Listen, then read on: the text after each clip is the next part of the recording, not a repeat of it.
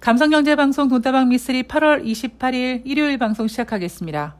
늘 그렇듯이 때가 되면 찾아오는 주말과 휴일, 뭐 별거 있겠어? 하고 생각을 하고 이번 주 주말에 라이브를 하려고 했는데 아쉽게도 다음으로 좀 미뤄야 될 것 같습니다. 뭐 다른 이유는 아니고요.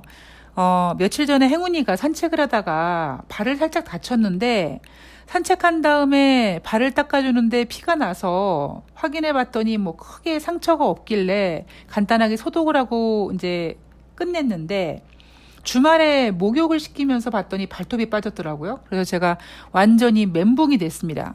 그리고 아침 저녁으로 이제 선선하다 못해 쌀쌀하기까지 하다 보니까 여름 이불을 이제 치우고 가을 이불로 교체하는 과정에서 왜 펄럭펄럭 하면은 먼지 나잖아요. 그래서 핑계김에 이제 대청소도 좀 했는데 날씨도 워낙 좋으니까 주말에 행운이랑 한 3시간 정도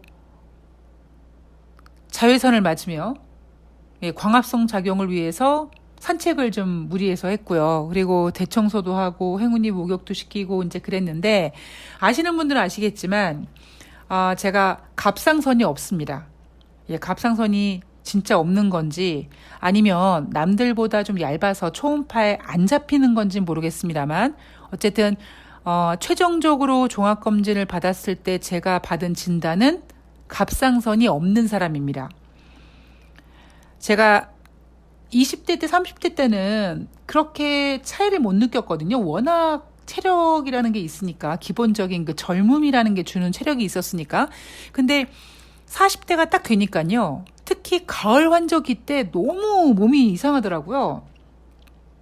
그래서 혹시 죽을 병 걸린 게 아닌가. 그래서 병원에 가서 간단한 진료를 받았는데 그때 이제 피 검사를 확인해 봤더니 그 갑상선 수치가 좀 불안하다. 그런데 약을 먹을 정도는 아니라는 겁니다. 그래서 제가 선생님 제가 몸이 이렇게 좀 힘들어요. 그랬더니 의사 선생님이 여자분이었는데 저한테 해주신 충격적인 한마디. 이제 나이가 그럴 나이가 됐다라는 거죠. 그래서 그런가 보다라고 했는데 이제 몇 년 뒤에 종합검진을 받으면서 갑상선이 없다고 하더라고요.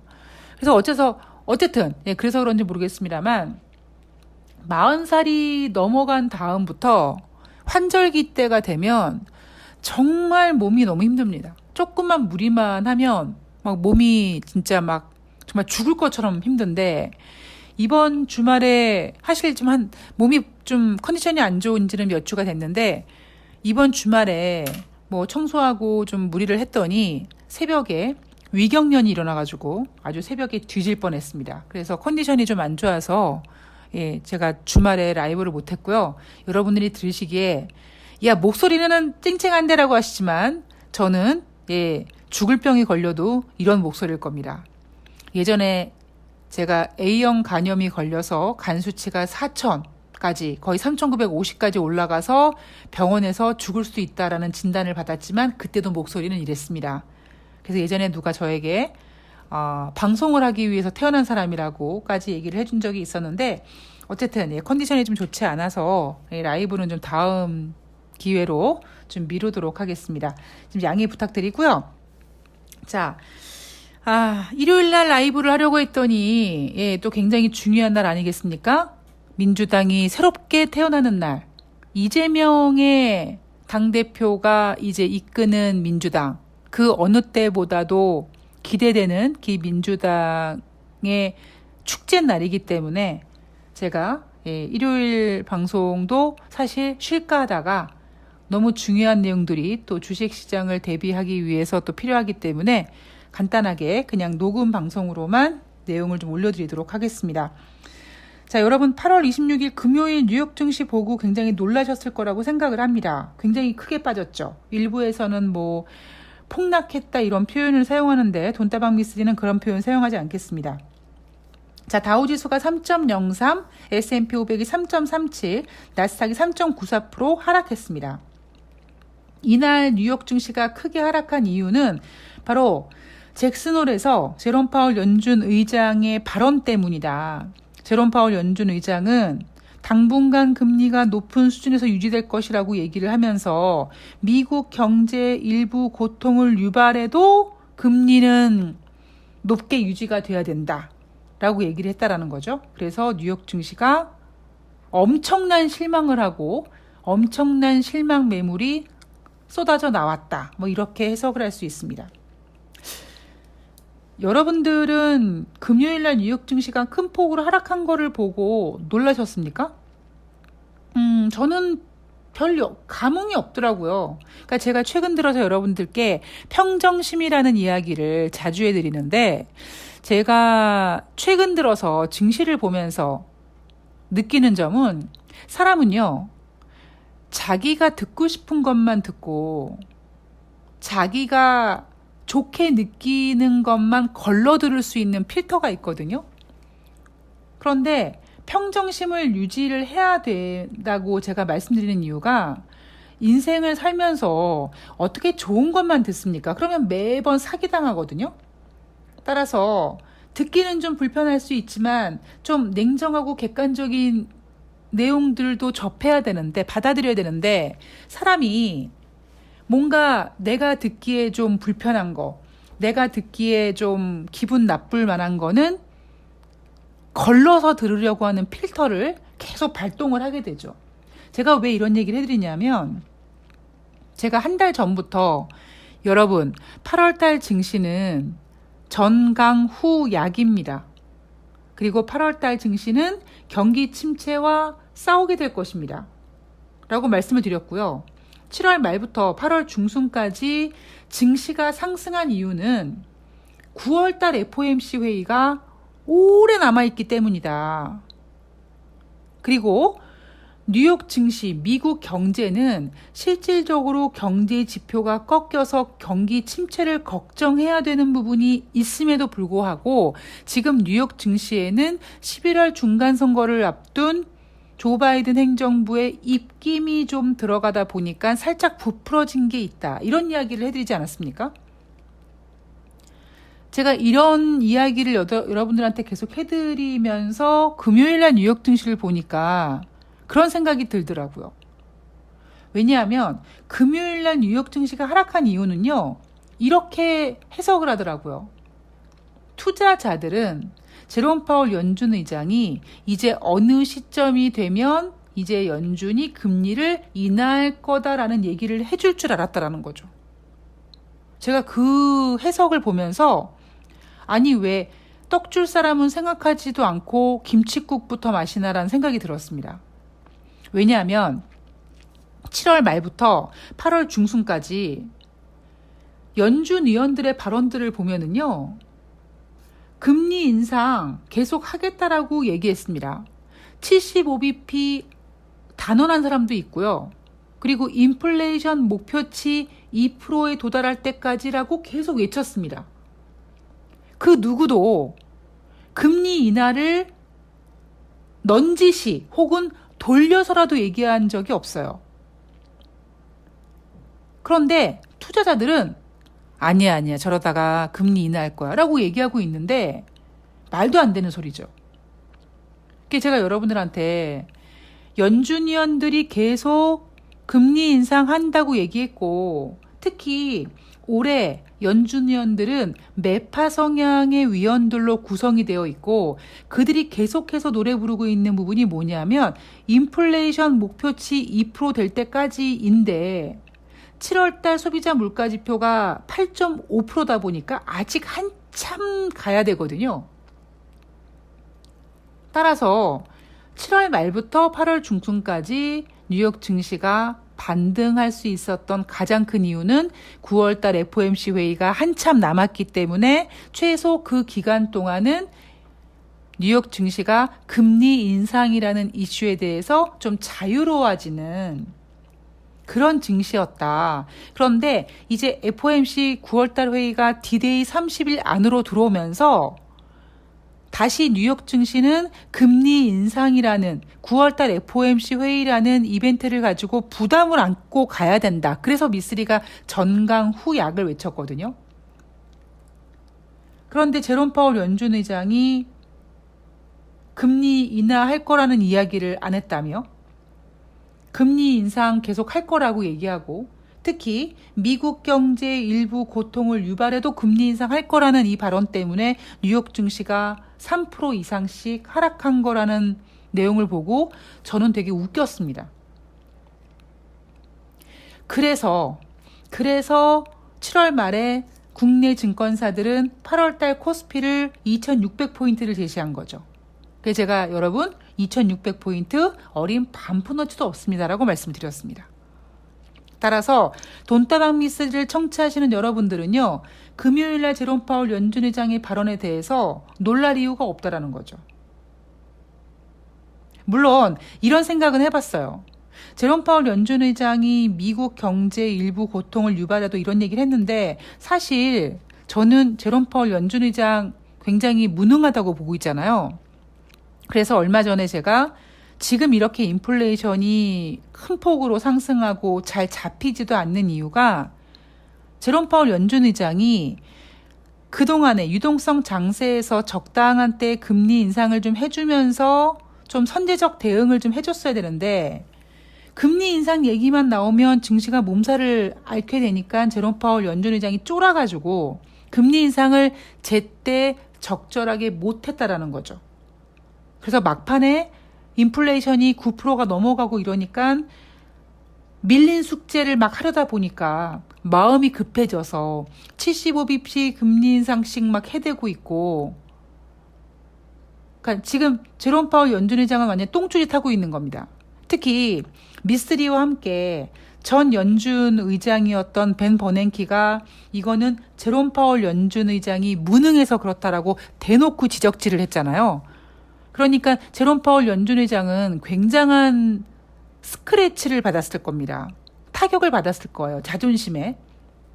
그래서 지금 어금니를 꽉 깨물고 누가 뭐라 해도 그래 씨 한번 갈 때까지 가보자 하고 지금 눈 닫고 귀 막고 오직 그래 내가 인플레이션 잡아보마 하고 저렇게 똥꼬집 부리고 있는 겁니다. 이거 웃기죠? 제롬 파월 연준 의장이 무능해서 못 잡은 그 인플레이션을 지금 제롬 파월 연준 의장이 재임됐잖아요. 연임됐잖아요. 연임되면서 인플레이션을 잡기 위해서 금리를 인상하는데 금리를 인상하는 과정에 미국 경제 일부 고통을 유발한대. 왜 그 고통을 미국 국민들에게 쥐어줍니까? 솔직히 미국 국민들한테만 쥐어줍니까? 미국이 금리 인상함으로써 전 세계가 몸살을 앓고 있는데? 그래서 제롬 파월 연준 의장이 무능하다고 제가 얘기를 한 겁니다. 연준 의장은 제 기억으로는 제닛 옐런 전 연준 의장을 제외하고 대부분 미국에서는 연임을 시켜줍니다. 그런데 트럼프 대통령이 제닛 옐런 연준 의장을 연임시키지 않았죠. 그리고 제롬 파월을 앉혔습니다. 이번에 조 바이든 대통령은 제롬 파월 연임 해줬잖아요. 그런데 문제는 뭐냐? 제롬 파월이 능력이 없다라는 거죠. 저는 솔직히 제롬 파월 연준 의장 처음부터 얘기하지만 저는 무능하다고 생각을 합니다. 제때 못하고 지금 와서 자존심 스트레치 받고 인플레이션 못 잡는다고 무능하다고 평가받으니까 지금에 와서 어금니 꽉 깨물고 밀린 숙제 하려다 보니까 여기저기서 부작용이 너무나 많이 일어나게 된다는 겁니다. 자, 이날 발표된 경제지표를 보면은요. 7월달 개인 소비 지출, 6월달에는 전년 동월 대비 6.8% 증가였었는데 7월달에는 6.3%로 둔화됐고요. 전년 동월 대비 수치입니다. 전월 대비로는 6월달에 1.0% 증가했는데 7월달에는 0.1% 감소. 마찬가지로 전월 대비도 둔화됐죠. 에너지와 음식료 같은 부분을 제외한 근원 개인 소비 지출도 6월 달에 발표했던 전년 동월 대비 4.8%보다 떨어진 4.6% 증가라는 7월 달 지표를 발표했습니다. 그리고 전월 대비 수치도 6월 달에는 0.6% 증가였는데 7월 달에는 0.1%밖에 증가하지 않았어요. 자, 그럼 우리는 지금 계속 확인하고 있는 지표가 뭐였냐면 6월달 소비자 물가 지표가 9.1%였는데 7월달 소비자 물가 지표가 8.5%로 소비자 물가 지표가 둔화된 점. 그리고 개인 소비 지출도 6월달보다 7월달이 둔화된 점을 확인했습니다. 그러니까 확실히 인플레이션 지표는 정점을 찍고 꺾이고 있는 건 맞는데 문제는 뭐냐면 연준이 제시한 인플레이션 목표치가 2%라는 거죠. 그런데 여러분들도 감을 잡으셨겠지만 2%까지 못 잡습니다. 너무 지금 거대해졌어요. 인플레이션 2% 목표치 힘들 겁니다. 인플레이션 2%까지 만들기 위해서 금리를 계속 인상하는 가운데 아마 여기저기서 뻥뻥 터질 일들이 많이 발생을 할 겁니다. 자, 그리고 8월달 소비자 태도 지수 7월달에 51.5였는데 8월달 예비치 55.1보다 좀 높게 나왔죠. 51.5라는 수치는 8월달 예비치 55보다도 높았습니다. 8월달 소비자 태도 지수는 7월달에 51.5였는데 8월달 예비치 55.1보다 잘 나왔다라는 얘기죠. 예, 제가 좀 헷갈렸네요. 자, 연준 위원들의 발언들을 보면은요. 애틀란타 연방은행 총재가 7월달 개인 소비 지출 괜찮네. 9월달 50bp 금리 인상 해야 될 것 같은데 50bp로 기울어져야 될 것 같은데 라고 얘기했고요. 클리블랜드 연방은행 총재도 7월달 물가 지표는 환영할 만하다. 뭘 환영하겠습니까? 둔화된 거를 환영한다는 얘기겠죠. 그런데 더 많은 설득 있는 증거가 필요하다라고 얘기를 했습니다. 금요일 뉴욕 증시에서 금요일 미국 경제에서 연설한 애틀란타 연방은행 총재, 클리블랜드 연방은행 총재 이 두 사람은 7월달 개인 소비 지출이 둔화된 부분에 대해서 괜찮네라고 생각하면서 애틀란타 연방은행 총재는 50bp 금리 인상으로 기울어야 될 것 같다. 그리고 클리블랜드 연방은행 총재는 더 많은 증거가 필요하다라고 얘기했습니다. 자, 여러분 앞에서도 8월 25일 목요일 날 뉴욕 증시에서도요. 필라델피아 연방은행 총재라든가 세인트루이스 연방은행 총재 같은 경우에는 8월달 물가지표 기다리겠다 라는 식의 얘기를 하면서 오히려 8월 중순 전에 75bp 금리 인상을 강력하게 주장하던 그들이 사실 살짝 의견이 선회됐다는 얘기를 제가 앞에서 해드렸잖아요. 그런데 유일하게 지금 제롬 파월 연준 의장이 잭슨홀 미팅에서 똥꼬집을 부리고 있는 거죠. 왜 똥꼬집을 부리겠습니까?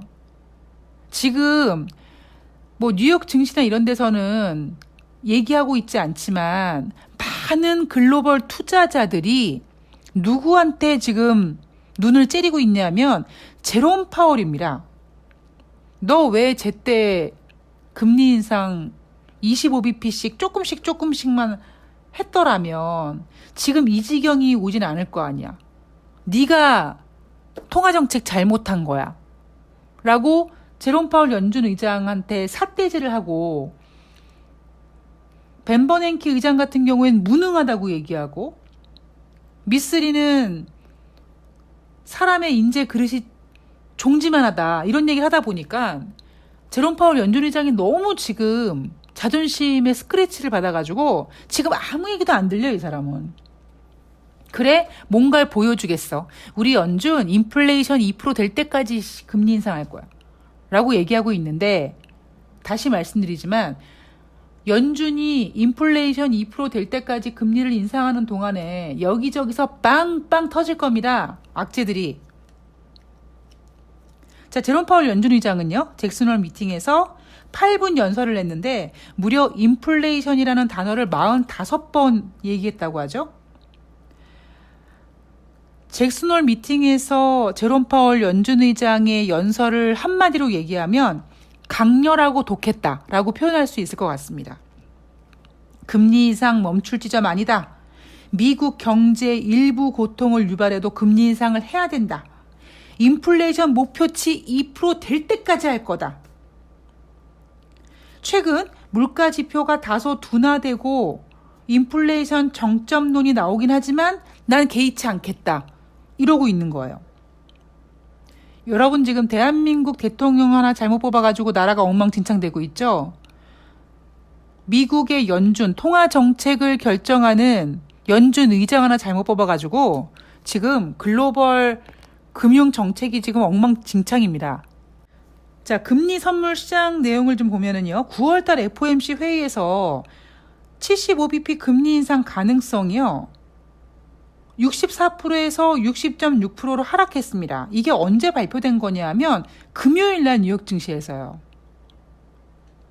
즉 이 얘기는 뭐냐면 제가 늘 여러분들께 말씀드리지만 경제나 주식은 미래를 예측하는 일이고 그러다 보니까 경제나 주식을 하는 사람들은요. 이 시선이 미래를 봐야 되거든요.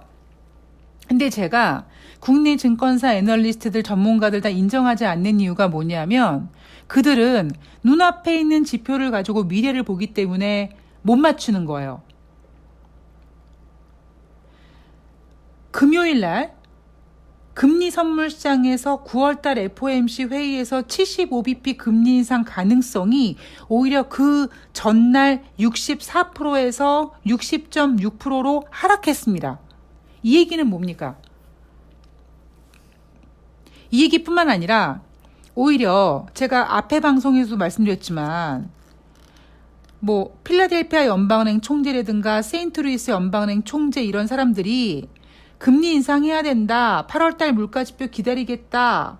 뭐 이런 얘기 하지만 75bp에 대한 언급을 하지 않았다고 얘기하고 있잖아요. 그리고 금요일날 뉴욕 증시에서도 애틀란타 연방은행 총재 같은 경우에는 7월달 개인 소비 지출을 보니까 괜찮게 나왔네. 9월달에 50bp 쪽으로 기울어야겠네. 이렇게 얘기를 했단 말이에요. 그런데 오직 제롬 파월 연준 의장만 미국 경제 고통을 유발해도 금리 인상할 거야 이러고 있는 거죠. 증시는 항상 좀 미리 보는 게 중요합니다. 근데 제가 매매를 하면서 그러니까 시황을 보는 거랑요. 매매를 하는 거랑은 좀 달라요. 그러니까 제가 미리 보는 거는 시황 보는 부분에서는 좋은데 종목을 매매하는 부분에 있어서는 너무 좀 빨리 매매하는 부분이 매수하는 부분이 있습니다. 물론 매도하는 부분도 있죠. 그런데 매도한 다음에 더 올라가는 부분에 있어서는 까짓 건 내 거 아니야. 그리고 제낄 수가 있는데 좀 미리 매수해서 산 다음에 빠지는 부분도 마인드로는 그래 내가 사면 무조건 빠진다라고 버티지만 이게 어느 순간에 조금 빨리 움직이는 게 또 좀 어려운 부분도 있더라고요. 그런데 어쨌든 시황을 보는 부분에서는요. 지금 상황이 중요한 게 아니라 앞으로가 중요한 거거든요. 9월달 FOMC 회의에서 75bp를 금리 인상을 할까요? 물론 제롬 파월 연준 의장이 할지는 모르겠습니다만 그거는 역시 9월달에 발표되는 지표들을 또 확인을 해야 되겠지만 8월 26일 금요일 뉴욕 증시가 하락한 이유는요. 보고 싶은 것만 보고 듣고 싶은 것만 들었던 투자자들이 예전에 2019년도에 연준이 2018년도에 금리 4번 인상하고 2019년도에 금리 인하했는데 그때처럼 2023년에는 금리 인하하겠지 하는 정말 누가 얘기해 주지도 않았는데 혼자서 장밋빛 전망 생각하고 내년도 금리 인하를 그리면서 주식시장에서 매수했다는 거 아니겠습니까? 투자자들이. 그러니까 그런 사람들이 실망해서 지금 주가가 하락했다는 거잖아요. 그러면 결국에 미쓰리가 시황을 본 게 정확한 거죠. 그게 뭡니까? 다른 이유 아무것도 없어요. 그냥 7월 말부터 8월달 중순까지 증시가 올라간 이유는요. 금리 인상은 주식시장의 호재일 경우가 거의 없습니다. 금리 인상과 주식시장은 서로 왼수예요, 왼수. 따라서 7월 말부터 8월 중순까지는 9월달 FOMC 회의가 한참 남았기 때문에 최소 그 기간까지는 주식시장이 금리 인상이라는 부담감을 내려놓을 수 있어서 올라간 겁니다. 그런데 중순 이후에 이제 D-Day 30일 안으로 들어온 9월달 FOMC 회의가 점점 가시화되면서 주식시장은 현실 파악을 하게 되는 거죠. 그러니 증시가 올라가고 증권사가 뭐 베어마켓 랠리를 얘기하고 있고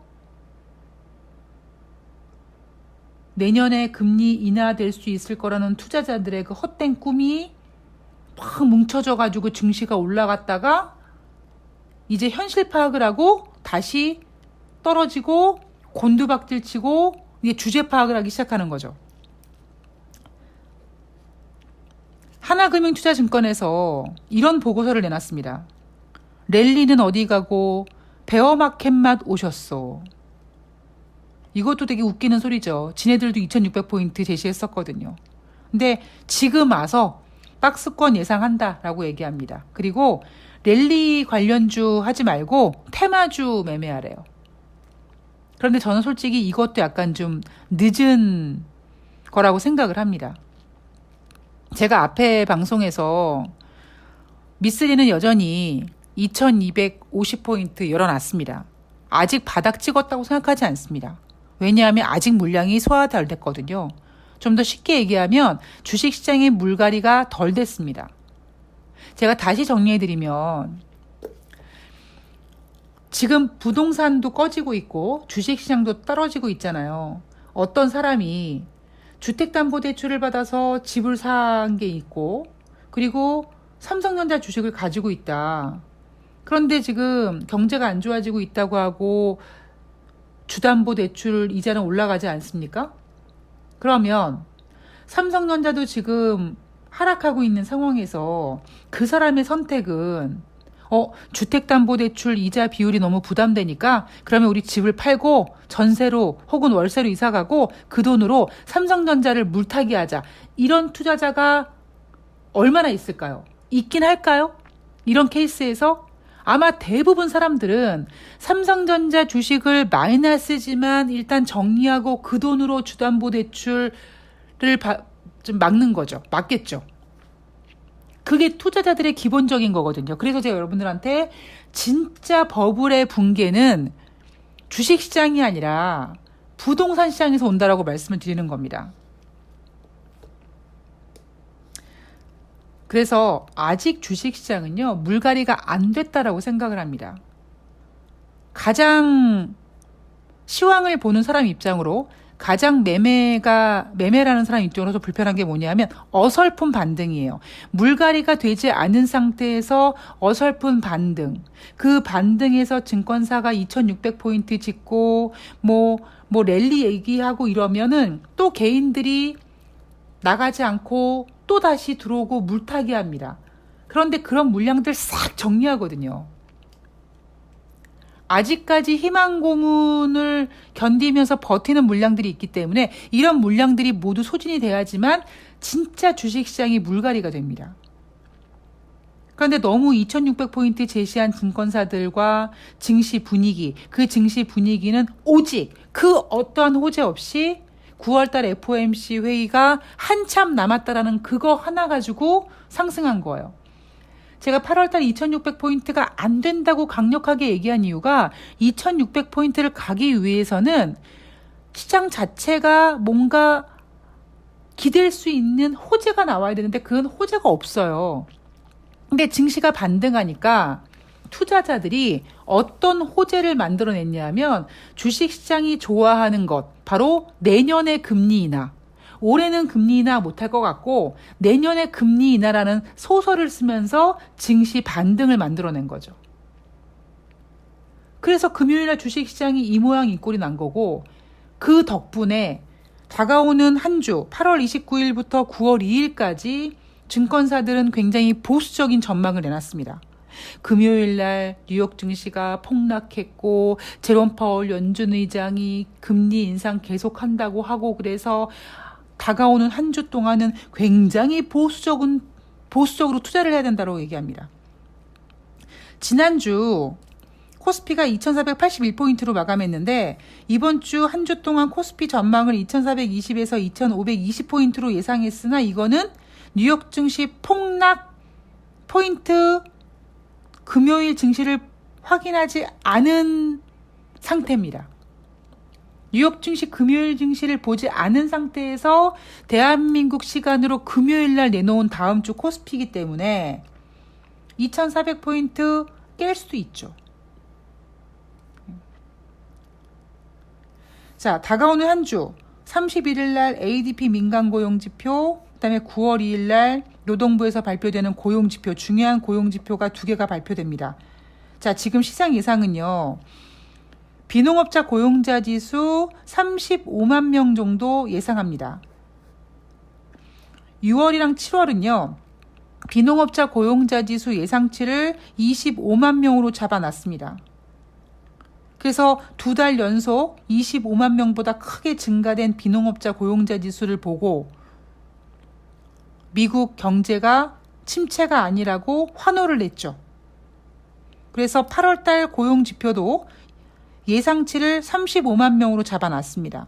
그런데 다시 말씀드리지만 지금 미국 고용 지표가 잘 나오는 이유는 미국 경제가 좋아서가 아니라 미국 경제가 앞으로 안 좋아질 거를 예상해서 내가 일단 취직을 못할 것 같으니까 내가 높은 곳에 가려고 하는 눈높이를 좀 낮추고 일단 사회활동에 참여를 하자라는 적극적인 취업 활동이 진행되다 보니까 비농업자 고용자 지수가 증가되는 겁니다. 실업률이 떨어지는 거고요.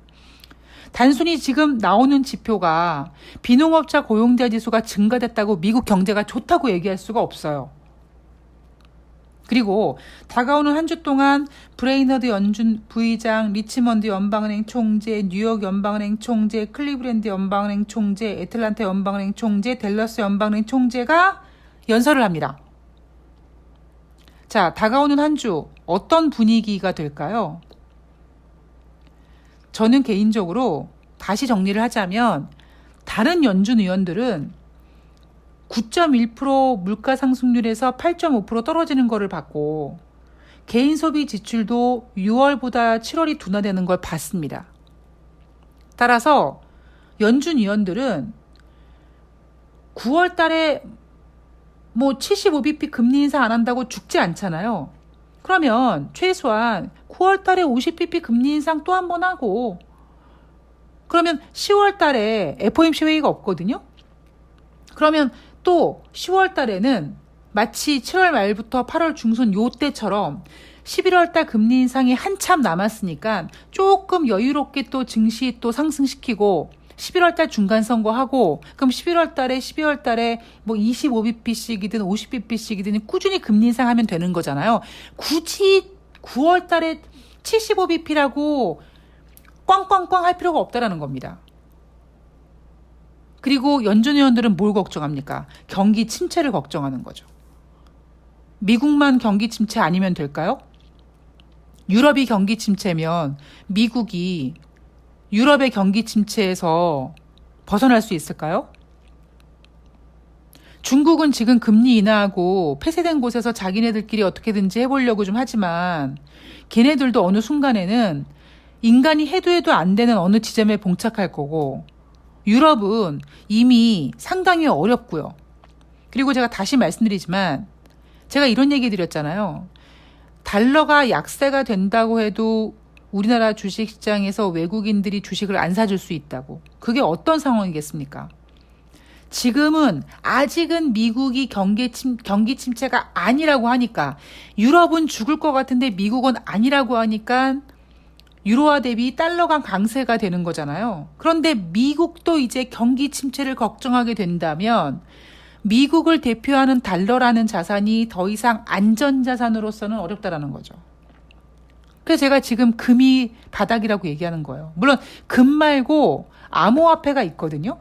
근데 암호화폐는요. 제가 참 해드릴 얘기가 많은데 암호화폐는 아직까지 신뢰가 좀 덜한 것 같고요. 확실히 금보다는. 특히 이 암호화폐 같은 경우에는 이번에 유동성 자산이 막 상승하고 이러면서 가치 랠리를 이제 펼쳤던 것이다 보니까 아직까지 투자자들에 대한 확신이 덜한 것 같아요. 저는 개인적으로 지금 금값이 바닥이라고 생각을 합니다. 달러 강세? 언제까지 달러가 강세가 될까요? 이제 미국이 경기 침체 얘기 나오면 더 이상 달러가 강세일 수가 없습니다. 그동안 고용지표 잘 나왔다. 왜 잘 나왔는지는 얘기하지 않죠. 고용지표 잘 나왔어. 소매 판매도 나중에 수정했는데 부진했는데 또 잘 나왔다고 했단 말이에요. 뭐 0.9% 상승했을 거라고 했는데 1.0% 상승했다. 그냥 나중에 수정했더니 0.9%가 안 됐잖아요. 근데 어쨌든 지금 미국은 할 수 있는 모든 수단과 방법을 동원해서 경기 침체를 부정하려고 하고 있습니다. 그런데 이미 S&P 글로벌에서 발표하는 PMI 지표 기준선 50 이하로 떨어지면서 경기 위축이고요. 뭐 소비자 태도지수 같은 거 상승했다라고 하지만 이런 지표들은 주식시장이 어느 정도 반등하면 같이 동반 상승하는 분위기가 있고요. 주간 신규 실업수당 청구 건수 전주 대비 떨어졌다고 하지만 예전처럼 20만 건이 아니라 25만, 26만 건까지 와 있습니다. 그래서 앞으로 주식시장은 제가 앞에 방송에서 이제 9월달 주식시장 별로 안 좋을 거라고 얘기했잖아요. 근데 지금 벌써 9월달 안 좋을 거라는 게 지금 벌써 8월 말부터 반영되고 있는 거예요. 그랬을 때 항상 주식은 먼저 앞당긴다는 거, 먼저 반영한다는 걸 생각하고 제가 여러분 9월 달에 주식시장 굉장히 혼란스럽고 막 변동성 클 거라고 했는데 금요일 날 뉴욕 증시가 크게 한번 출렁거리면서 당장 다가오는 한 주 동안 굉장히 주식시장이 힘들 것 같습니다. 그런데 저는 큰 그림으로 그렸을 때 주식시장이 진짜 물갈이가 되기 전까지는요. 아직까지 희망 고문을 가지고 있는 투자자들이 조금만 반등하면 다시 또 시장에 뛰어들 거고 뭐 이런 그 과정을 어느 정도 겪을 겁니다.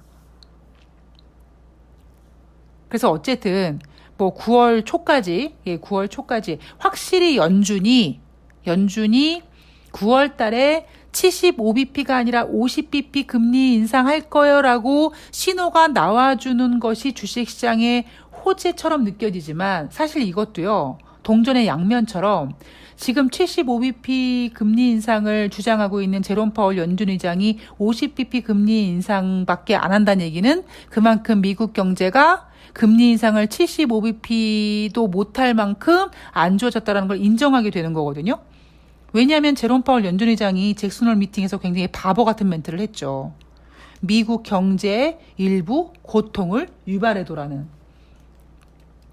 그래서 당분간 주식시장은 꽤 혼란스러운 장이 될 겁니다. 쉽지 않은 장이 될 거예요. 다시 대한민국 주식 이제 잭슨홀 미팅을 기준으로 만약에 9월 달에 75bp 금리 인상을 가정한다면 대한민국과 미국과 금리 차가 75bp로 늘어납니다. 미국은 쓸 카드가 많아서 어느 정도까지는 열심히 포장할 수 있지만 신흥국인 대한민국은 게다가 지금 대한민국의 대통령이라는 사람의 어떤 무능함이 과연 대한민국 앞날을 어떻게 만들어갈지 굉장히 걱정이 됩니다. 자, 전반적인 시황은 그렇고요. 오히려 주식시장이 하락하면 또 안티 코스피라는 종목들이 또 개별 종목들이 또 활개를 칠 가능성이 더 높아졌죠. 자, 증시가 주린이들이 매매하기 굉장히 어려운 장입니다. 난 작년에 얼마 벌었네. 작년과 올해는요. 판이 다릅니다. 그래서 항상 조심하는 주식시장에서 지혜로운 투자자가 되셨으면 좋겠고요. 제가 지금 오늘 그 민주당 전당대회 이거 보는 것 때문에 정신이 하나도 없네요. 자, 오늘 방송은 여기까지 하고요.